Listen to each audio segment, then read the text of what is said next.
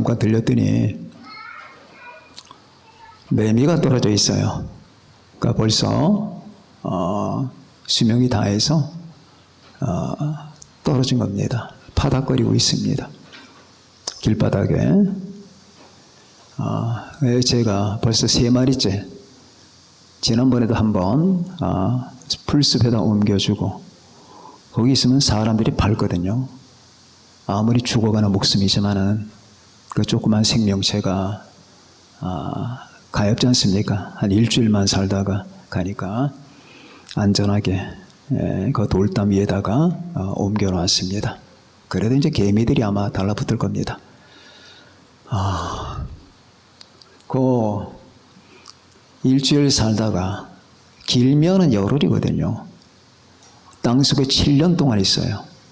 개미 애벌레가 땅속에 7년 동안 꿈틀거리다가 나무 위로 기어 올라와서 일주일에서 열흘 살다가 가는 거예요.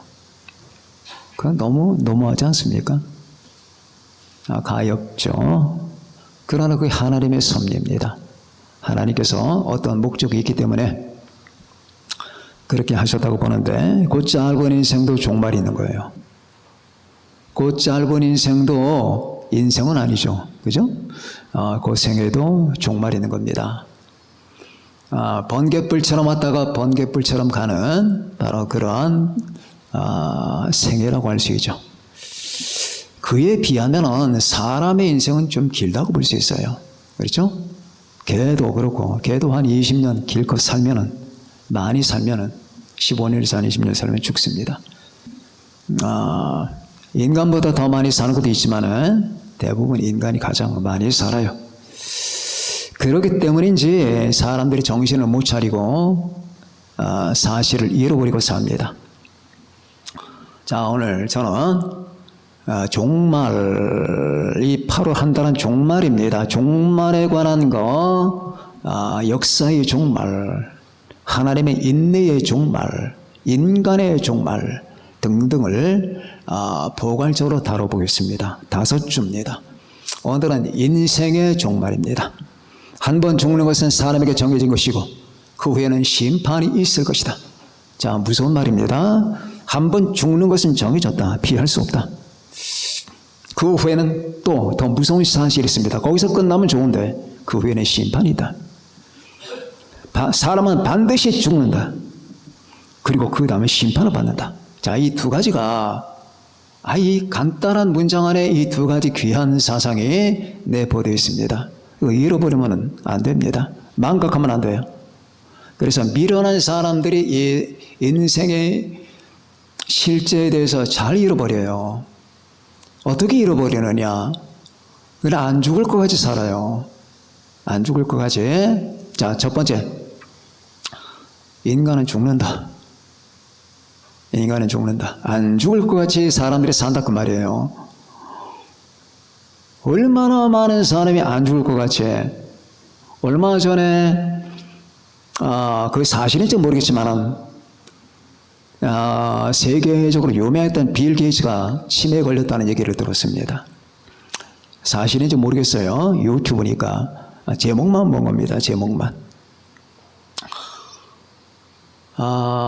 그분에 대해서 얼마나 많은 찬반의 이론이 있었습니까? 헨리 키신저, 조지 소로스, 그 일루미나티의 그 거물들이 나이 90세가 넘도록 마치 안 죽을 것 같이 그렇게 살지만은 죽습니다. 이제 곧 죽어요. 사람이 한 번 죽는 건 정해진 겁니다. 그런데 가능하면 이걸 잃어버리려고 그래요. 자꾸 잊어버리고 잃어버리고 안 생각하고 생각하지 않습니다. 그 생각하지 않는다고 후회 안 옵니까? 마치 꽁이 매에게 쫓기다가 볕단에다가 머리를 쳐박고 매가 안 보이니까 자기가 매를 피했다고 생각하는 것과 똑같은 거예요. 안 옵니까? 옵니다. 그러니까 이 죽음을 생각해야 되는 거예요. 죽음을. 자, 이 모순율이라는 게 있습니다. 이 철학적 용어인데 모순율이 뭐냐? 한 가지 어떤 사실이 있으면은 그 사실의 반대 사실과 공존할 수 없다 그 말이에요. 나는 나무에 오른다. 이게 한 가지 사실이에요.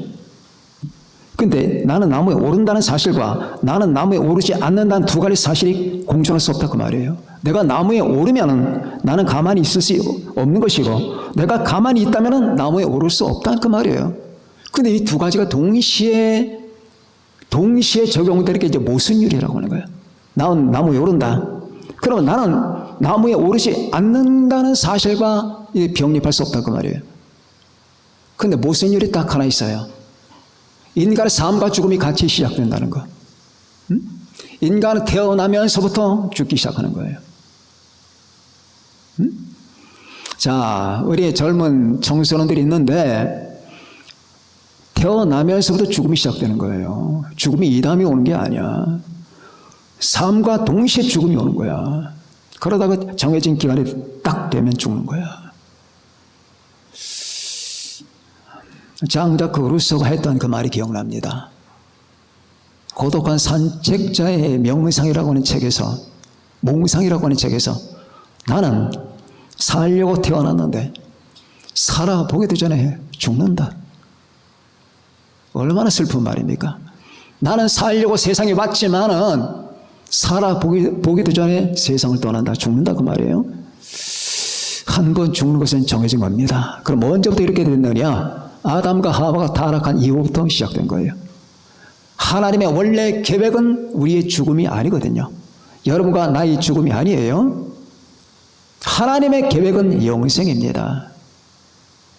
그래서 에덴 동산에는 동산 중앙에 선악과가 서 있었고 동시에 또 한 나무가 있었죠? 생명나무입니다. 근데 아담과 하와가 생명나무를 안 건드렸고 선악과를 건드린 거예요.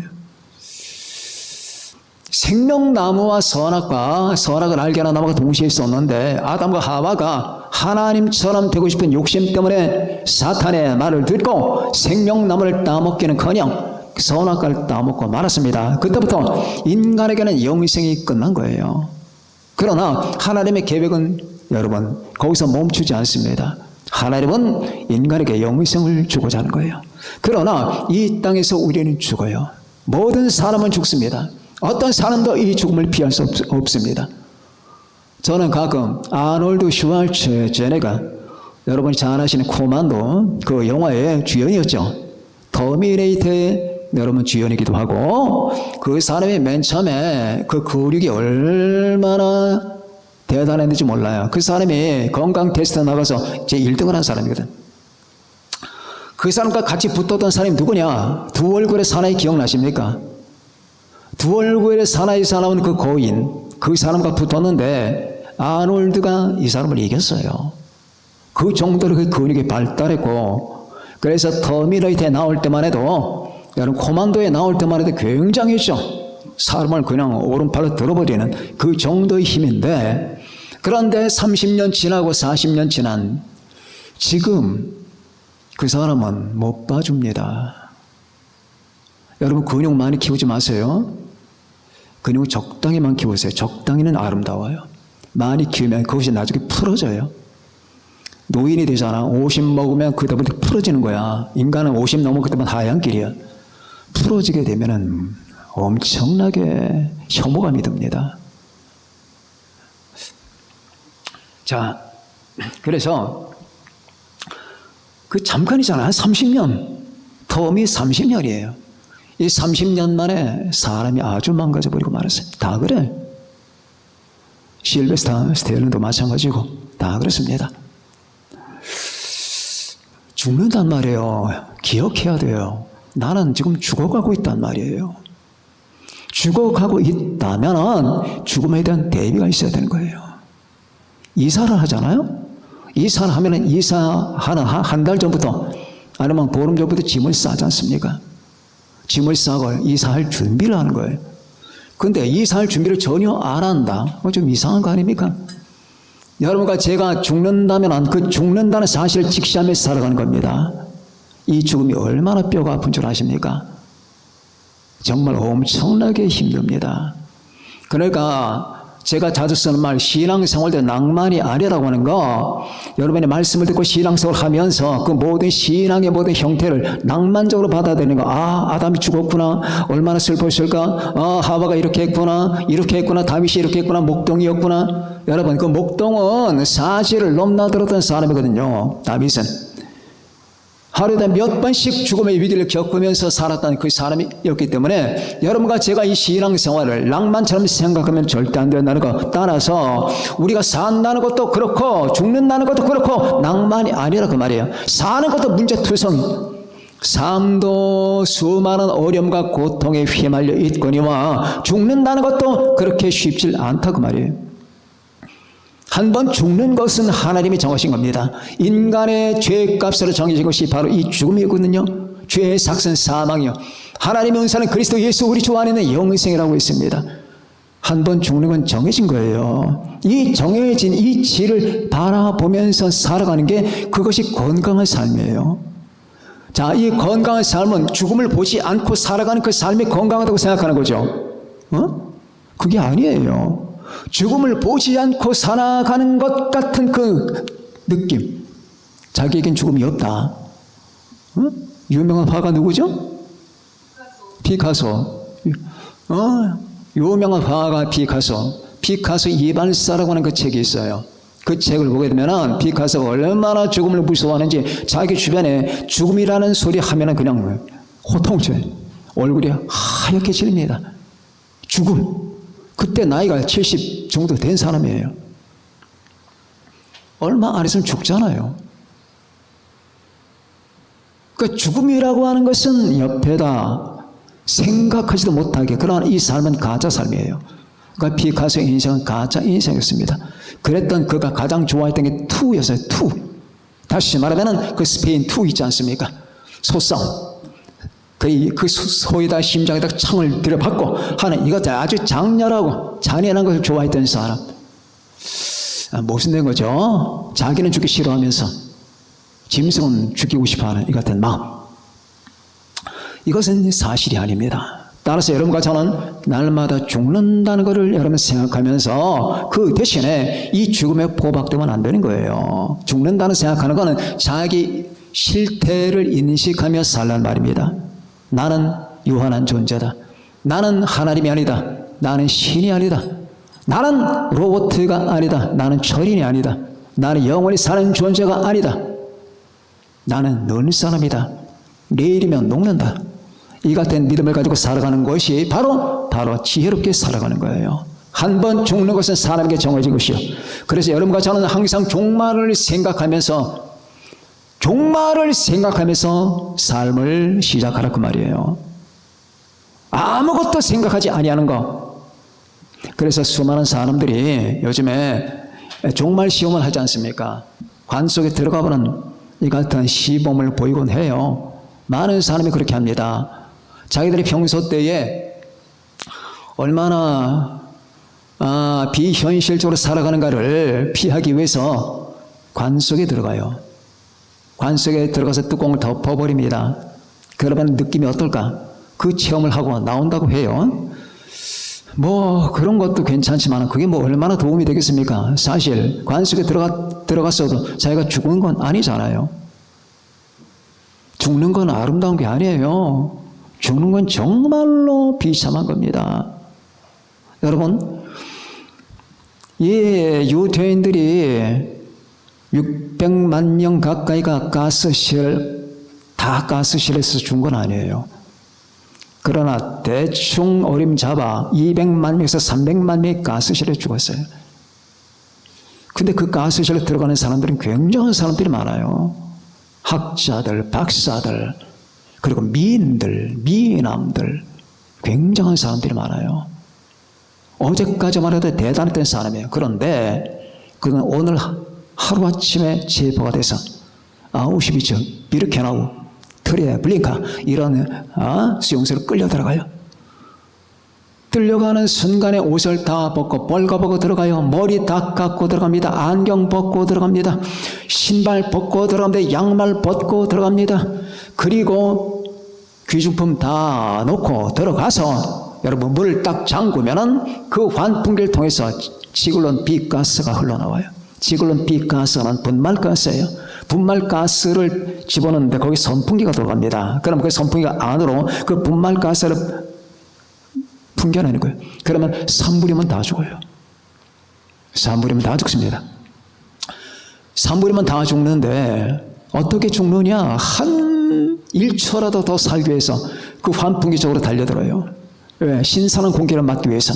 그래서 밑에는 약한 자가 막 깔려요. 그 사람 짓밟고 올라가고, 그렇게 조금이라도 1초라도 더 살기 위해서 여자들은 하혈을 하고 남자들은 대변을 보기도 하고. 그리고 여러분 봤잖아요.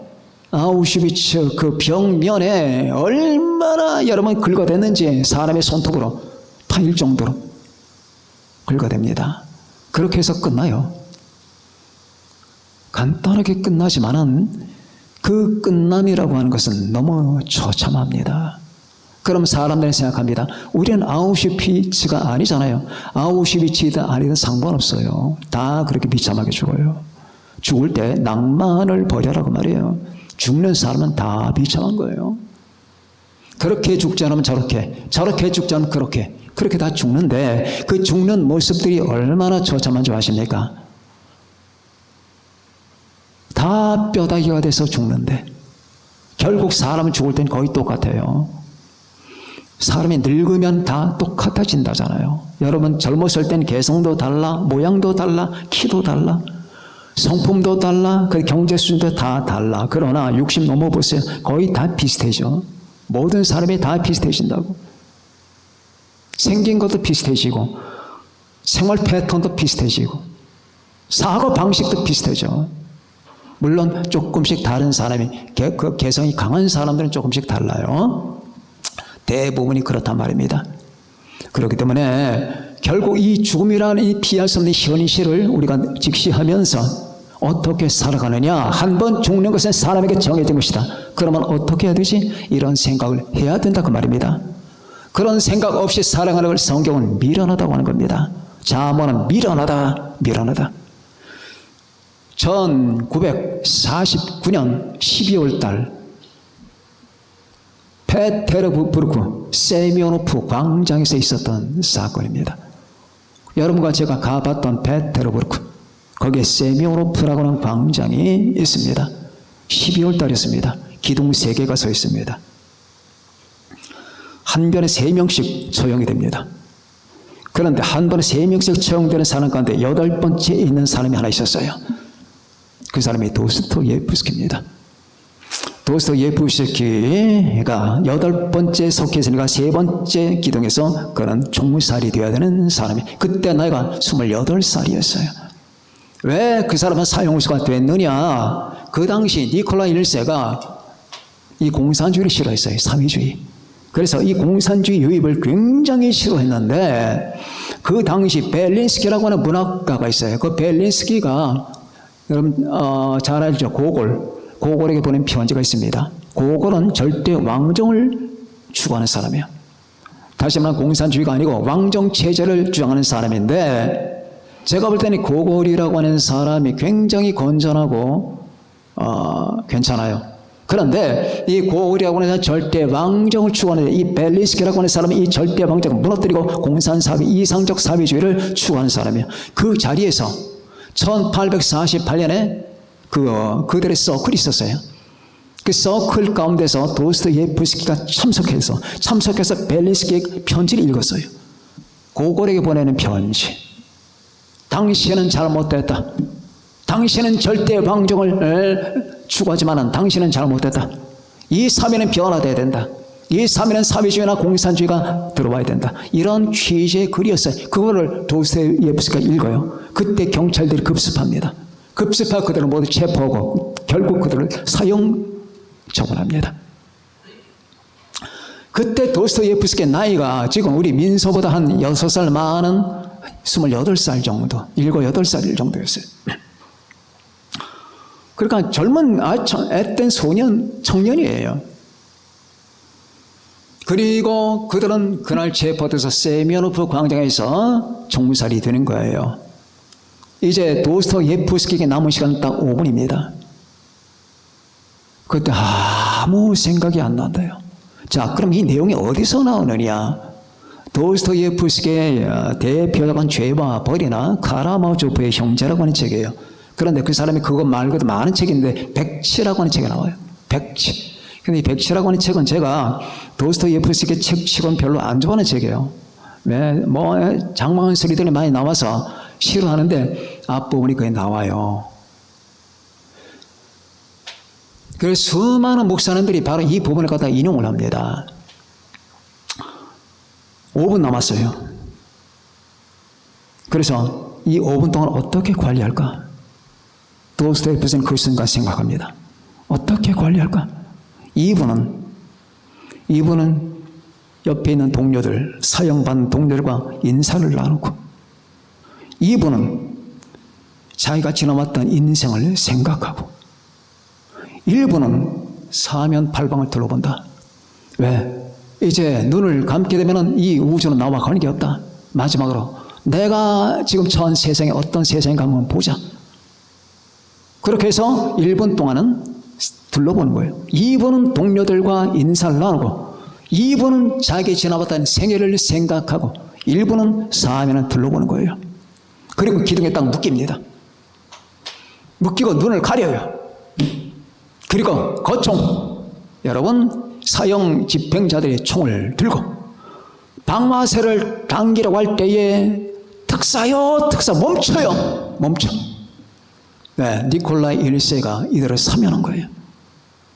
그럼 니콜라이 1세의 그 계획은 뭐였냐? 이놈들이 못된 짓을 했지만은 한번 본때를 보여준다는 의미에서 사형 집행까지 직전까지 갔다가 마지막에 이들을 사면해 주자, 그런 계획이었어요. 그러나 이 집행당하는 사람은 그런 걸 모르죠. 거기서 도스토예프스키라고 하는 사람이 태어나는 거예요. 그 유명한 도스토예프스키, 세계 최고의 문학가라고 하면 톨스토이 그리고 도스토예프스키 아닙니까? 독일에서는 괴테고. 자, 그런데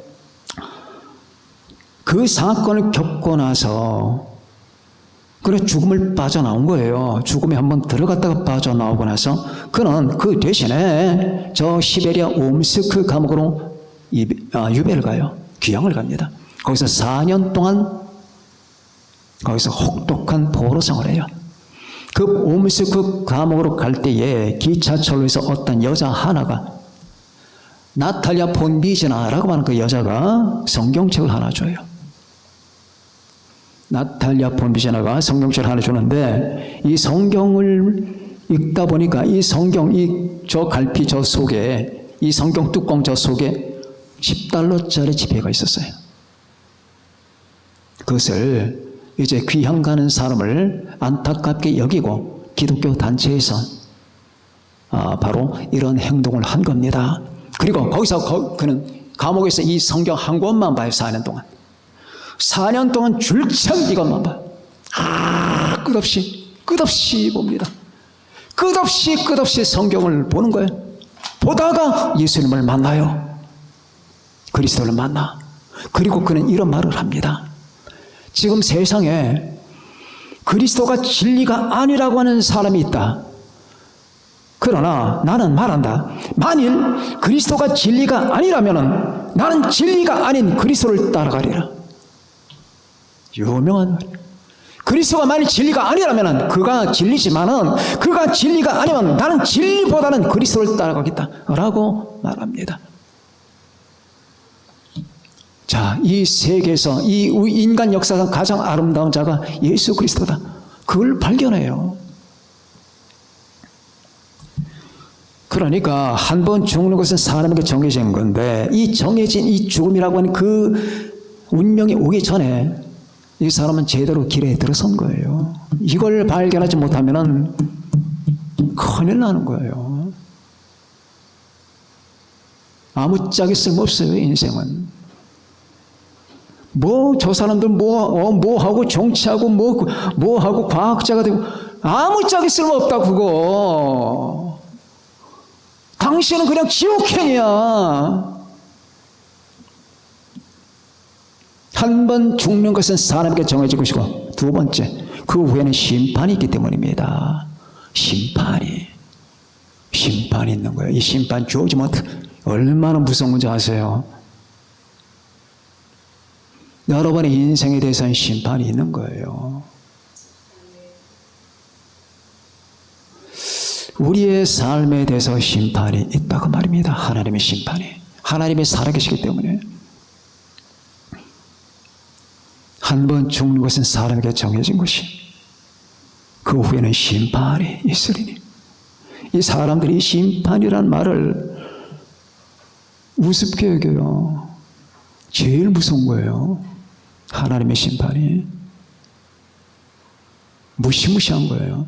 그리고 어떤 누구도 이 심판을 못 벗어나요. 어떤 누구도 하나님 앞에 딱 서면 심판을 못 벗어나는 거예요. 여러분이 경찰이 끌려갔다 합시다. 경찰의 조서를 꾸미는데 그래도 약간 마음이 약간 두렵죠. 어떻게 결과가 날 건가? 한 단계 높여갑시다. 여러분들이 지방법원에 재판을 받아요. 한 단계 높여갑시다. 최종 판결을 받게 됩니다.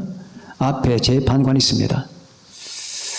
그 사람이 당신은 사형입니다 라고 한다면 무섭겠죠. 무서울 거예요. 어떤 그리스도인 재판관이 썼던 책을 제가 본 적이 있는데, 믿는 사람이에요. 흉악한 범죄를 저지른 사람에게 선고를 내립니다. 사형. 그리고 그 사람에게 편지를 써요. 나는 한 재판관으로 당신에게 사형 선고를 내릴 수밖에 없었습니다. 그러나 한 그리스도인으로 저는 당신을 사랑합니다. 자, 그런데 이 재판이 얼마나 무섭겠냐고. 그런데 여러분 아시나요? 하나님 앞이에요. 이렇게까지 말을 해도 이 세상 사람은 무슨 말인지 몰라요. 하나님이 나를 보고 있다고요. 그래서 최종 심판은 피할 수가 없는 거예요. 그런데 이 최종 심판에서 모든 사람이 다 멸망해요. 모든 사람이 멸망. 한 번 죽는 것은 사람에게 정해진 것이고 그 후에는 심판이 있을 건데, 왜? 모든 사람이 죄인이기 때문에요. 모든 사람이 죄를 범하였으면 하나님의 영광에 이르지 못하더니, 하나님의 영광에 이르지 못한대요. 하나님과 맞대면하지 못한다 그 말입니다. 모든 사람은 주님으로부터 떨어져 나가요. 그리고 거기가 지옥이에요. 무서운 일인 겁니다. 심판을 피할 수 있는 길은 딱 하나입니다.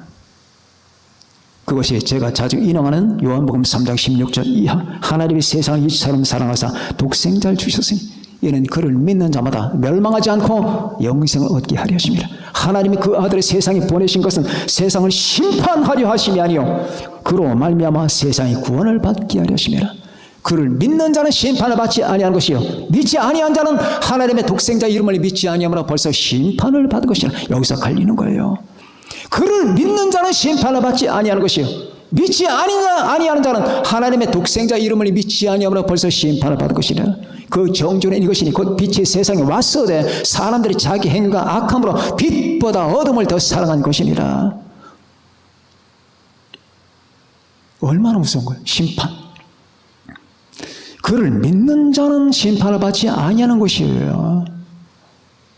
여러분, 더 유명한 또 심판에 관한 구절이죠. 요한복음 5장 24절. 내가 진실로 진실로 너희에게 이르노니 내 말을 듣고 또 나 보내신 이를 믿는 자는 영생을 얻었고 심판에 이르지 아니하나니 사망에서 생명으로 옮겼느니라. 내 말을 듣고 또 나 보내신 이를 믿는 자는 영생을 얻었고 심판에 이르지 아니하나니, 심판에 이르지 않는데요. 하나님 아버지를 믿고 하나님 아들을 믿으면 심판에 이르지 않는답니다. 내 말을 듣고 또 나 보내신 이를 믿는 자는 영생을 얻었고 심판에 이르지 아니하나니 사망에서 생명으로 옮겼느니라. 사망에서 생명으로 옮겼느니라. 진실로 진실로 너희에게 이르노니 죽은 자들이 하나님의 아들의 음성을 들을 때가 오나니 곧 이때라. 듣는 자는 살아나리라. 아버지께서 자기 속에 생명이 있음 같이 아들에게도 생명을 주어 그 속에 있게 하셨고 또 인자되거나 말미암아 심판하는 권한을 주셨느니라. 죽은 자들이 하나님의 아들의 음성을 들을 때가 오나니 곧 이때라. 선한 일을 행한 자는 생명의 부활로, 악한 일을 행한 자는 심판의 부활로. 심판. 이 수많은 성경 구절 가운데 어떤 것도 인간에게 너 착한 일 했으니까 심판받지 않을 거야. 너 덕을 많이 쌓았으니까 심판받지 않을 거야. 아무 소용없어요. 하나님 앞에서는 딱 한 길밖에 없습니다. 예수 그리스도를 믿는 것밖에 없어요. 수많은 사람들이 자기를 기만합니다. 내가 이렇게 바르게 살았는데, 내가 이렇게 덕을 쌓았는데, 내가 자선사업을 얼마나 많이 했는데 내가 멸망받을까? 그러면 한 가지 물어봅시다. 우주 창조자가 누굽니까? 하나님이라고 합시다. 그럼 창조자가 우주를 경영하는 입장에서 이 우주를 경영하는 가장 중요한 원칙을 이 피조물들이 따라야 되겠습니까? 안 따라야 되겠습니까? 따라야 되죠. 그럼 이 우주를 창조하신 분이 제1원칙이 뭔 줄 아십니까? 내가 너희들을 구원하기 위해서 내 아들을 보낸다. 그를 믿어라고 말이에요. 근데 당신은 안 믿었습니다. 창조자의 뜻에는 딱 인간을 구원하는 길은 이거예요. 자기가 내가 너희를 구원하기 위해서 나와 똑같은 내 아들을 보내마. 그를 받아들여라. 그가 너희들 때문에 죽고 그가 너희들의 죄값을 다 받는다. 이 사실을 받아들이는 것밖에는 길이 없다 라고 했는데 당신은 그걸 싹 무시했고 아는 척도 하지 않았다. 그리고 당신 딴에는 굉장한 척 자선사업을 했고 정치를 했고 도덕을 쌓고 수행을 했다. 하나님의 보내신 자는 하나도 믿지 않은 상태에서 당신에게 구원의 가능성이 있을까? 없다. 구원의 가능성이 없다. 하나님이 보시는 것은, 하나님이 인간을 구원할 때 보이는 건 당신이 얼마나 잘생겼냐는 하나님만 보지도 않는다. 당신이 얼마나 키가 크고 건강하냐 하나님은 관심도 두지 않는다. 당신의 학벌이 얼마나 박사학위를 갖고 있느냐 없느냐 하나님은 관심도 두지 않는다. 당신이 얼마나 착한 일을 했냐 하나님은 신경 쓰지 않는다. 당신이 이 세계에 얼마나 유명세를 가지고 있느냐, 유명 인사가 됐느냐 안 됐느냐 그건 하나님은 아예 무시해버린다. 사격을 알지 않느냐, 세상 사람이 다 무시하지 않았느냐, 그러나 우리 주님은 사격을 찾아갔다. 당신이 무슨 재산을 얼마나 가지고 있고 당신의 명함이 얼마나 많고 당신의 쌓은 덕이 얼마나 많고 당신의 이 학교줄이 가방줄이 얼마나 큰가 하나님은 상관도 없는다. 하나님이 원하시는 것 딱 하나, 하나님이 너희들에게 제시하는 것 딱, 내가 너희를 위하여 내 아들을 보내서 희생시킨다. 그를 믿어라고 말이야. 그 외에는 길이 없다 그 말입니다. 그걸 믿어야 우리는 심판을 면하는 거예요. 이거는 변할 수 없는 진리예요. 내 말을 듣고 나를 보내신 이를 믿는 자는 영생을 얻고 심판에 이르지 아니하나니 사망에서 생명으로 옮겼느니라. 하나님이 세상을 이처럼 사랑해서 독생자를 주셨다. 그 독생자를 믿어야 그가 당신의 죄 때문에 죽었다. 그가 당신의 죄를 다 뒤집었었고 그가 당신이 받아야 될 처벌을 다 받았다. 그리고 그분의 그 의로움을 당신에게 입혀주신다 그 말입니다. 그러면 그걸 받아들이지 않은 상태에서 구원의 가능성이 있을까? 심판받아야 되는 거예요. 그래서 여러분과 제가 매일마다 예수 그리스도를 생각해야 되는 것은 예수님에 대한 생각이 없고 예수님의 그 십자가에 대한 생각이 없다는 말은 다시 말하면 그분이 나를 위하여 행하신 모든 복음적 사실에 대해서 관심이 없단 말이야. 안 된단 말이에요. 우리는 매일마다 예수를 깊이 생각하라. 왜? 그분과 나의 낭만적 관계 때문에? 낭만적 관계가 없는 건 아니에요. 그러나 더 깊은 것은 그분이 나를 위해서 행하신 일에 대한 숙고와 감사 때문이에요. 그러면 거기서 낭만적 사랑이 나와. 그 외에는 없다. 자, 성경을 한번 돌아가 보자. 당신은 구약 성경에서 아주 뻔뻔한 왕을 하나 만날 것이다. 그 이름이 아합이다. 아합이라고 하는 이 왕은 하나님을 믿지도 않고 우상 숭배자에다가 욕심장애에다가 지 멋대로 하는 자기중심자다. 어느 날 그가 자기 왕궁 바깥에 포도원을 보니까 아주 탐스러웠다. 아, 저거 내 밭 사면 좋겠다. 내가 저기다 꽃씨도 뿌리고 저걸 잘 가꾸면 이 내 왕궁이 얼마나 아름답게 그러면 내가 더구나 올라가겠지 라고 하는 욕심을 품어서 나봇을 만나다. 나봇, 저 포도 나에게 주지 않겠나? 만일 다른 걸 원하면 내가 돈으로 환산해 주든지 다른 포도원을 줄게. 그때 나봇은 안 됩니다.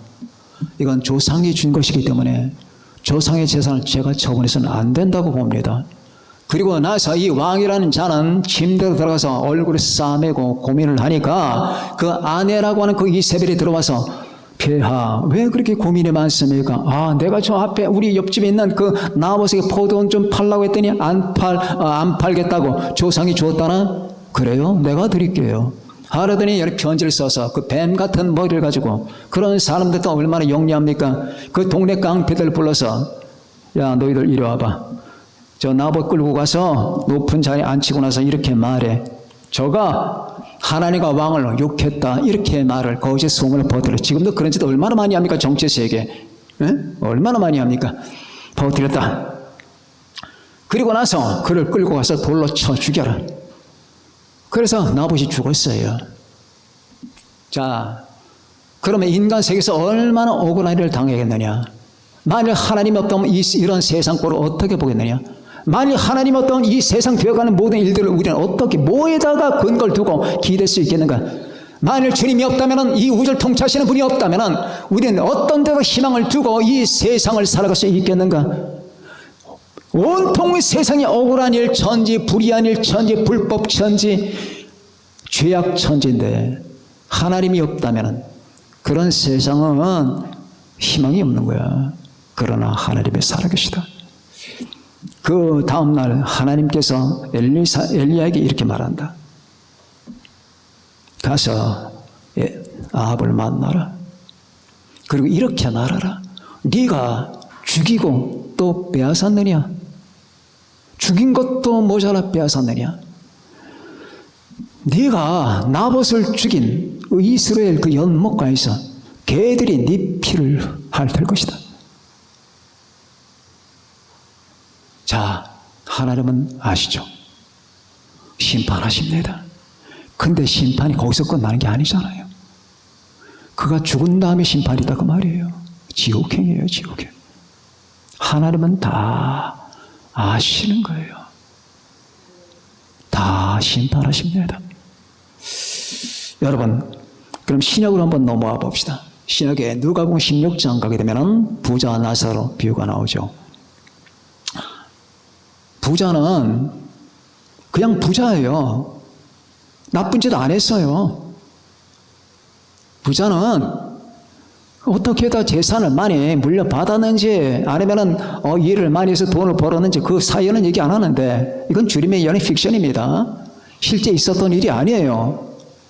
자, 그러면은 주님께서 이렇게 이 이야기를 만드는 가운데 그 사람이 어떻게 돈을 벌었는지 모르겠지만은 그 사람은 어쨌든 흥청망청 매일마다 잔치 분위기 속에서 살았어요. 그런데 그 집 대문에 나사로라고 하는 한 거지가 누워 있습니다. 그리고 온몸이 문둥병처럼 병이 들었어요. 그러니까 개들이 와서 그 상처를 핥아요. 그럼 이 사람이 뭘 의지하고 살아가느냐? 부자의 쓰레기 가지고 사는 거예요. 부자가 먹다가 날마다 잔치니까 그 잔치상에 떨어지는 게 얼마나 많겠냐고 그거 갖고 살아갑니다. 자, 장면이 바뀝니다. 장면이 바뀌면서 먼저 나사로가 아브람 품으로 들어가요. 지난번에 여러분 제가 얘기했죠? 아브람 음부 가운데 아브람 품으로 들어갑니다. 거기는 나아관이 주원하는 세계입니다. 완전한 나아관이 되기 전에 준비하는 그런 세계였는데 아브람의 품에 들어갑니다. 그리고 부자는 지옥 같은 또 다른 음부로 들어갑니다. 하나님은 다 하신 거예요.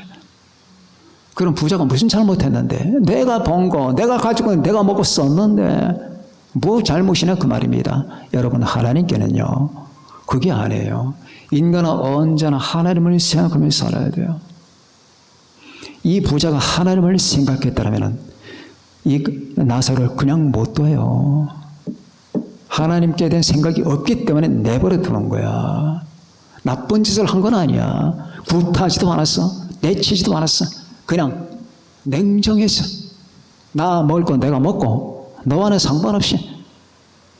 이 사실은 불신으로 인정되는 겁니다. 자, 그러니까 하나님은 다 아신다 그 말입니다. 하나님은 모든 걸 아셔요. 모든 일에는 심판이 있는 거예요. 한 번 죽는 것은 사람에게 정해진 거지만 그 후에는 심판이 있습니다. 우리가 지금 살아가는 모든 것도 다 심판의 대상입니다. 그러나 여러분과 제가 예수 그리스도 안에 있으니까 여러분과 저는 심판을 받지 않습니다. 기독교인들에게는 심판이 관계가 없어요. 여러분 혹시 우리도 심판받지 않습니까? 예수 그리스도를 믿고 구원받은 사람에게는 그때부터 심판이라는 단어가 떨어져 나가요. 목사님, 그런데 로마서를 보니까 이런 말이, 고린도 전서에 이런 말이 나오는데요. 후서에 우리가 나중에 하나님의 심판대 앞에 서리라. 우리는 믿는 자를 얘기하는 거 아닙니까? 그 심판은 평가의 심판이에요. 거기 딱 한 번 나와. 평가의 심판. 어떻게? 우리가 구원을 받았지만은 구원은 정해진 거예요. 그러나 우리가 살아오던 삶에 대한 평가는 있어요. 평가는 있다고 말입니다. 어떻게 살았구나. 평가가 있잖아요. 마태복음 25장 보면은 5달란트 받은 사람에 대한 평가, 2달란트 받은 사람의 평가, 1달란트 받은 사람의 평가 다 다르잖아요. 평가는 있다고 말입니다. 잘하였도다. 착하고 충성을 인정. 이렇게 우리 주님이 내 삶에 대한 평가는 하신다고 말입니다. 그 평가에 대해서 따라서 상급도 주시지만은, 그러나 구원이에요, 여러분. 구원에 대한 심판은 여러분과 나에게 없는 겁니다. 여러분, 오늘 여러분과 저는 이 인생에 대해서 생각해 봤습니다. 어렸던 그 소년이었던 저 바미산에 올라가서 연을 날리면서 나무에 기대고 매미를 잡고 방앗개미를 잡고 매미씨를 휘두르면서 살아봤던 그때 내 나이가 여러분 10살, 9살이었어요. 10살, 9살, 여러분 11살. 그런데 지금 이 나이가 됐습니다. 바로 어제 같은데. 지금 머릿속에는 어제 같아요. 그런 여러분들은 그렇게 되는 거예요. 한 번 죽는 것은 사람에게 정해진 겁니다. 인생 낭비하지 맙시다. 여러분과 제 종말이 온다는 겁니다. 물론 여러분과 저는 우리 주님을 공중에서 만나겠지만 저는 일반론을 지금 얘기하고 있는 겁니다. 여러분, 언제나 나는 유한한 존재구나. 나는 결국 죽는구나. 죽음 후에는 심판이 있구나. 그러면 이 죽는다는 존재는 오늘을 어떻게 살아가야 될까? 여기에 대한 고민을 하면서 우리가 살아가야 되는 것이 합리적이구나 하는 걸 이해하고 생각하면서 더욱 예수님 믿고 나를 건지고 구원할 거 내게 상급과 영광을 주실 분은 주님밖에 없다는 사실을 믿으면서 신앙으로 살아가는 여러분과 제가 되시길 바랍니다. 기도하겠습니다.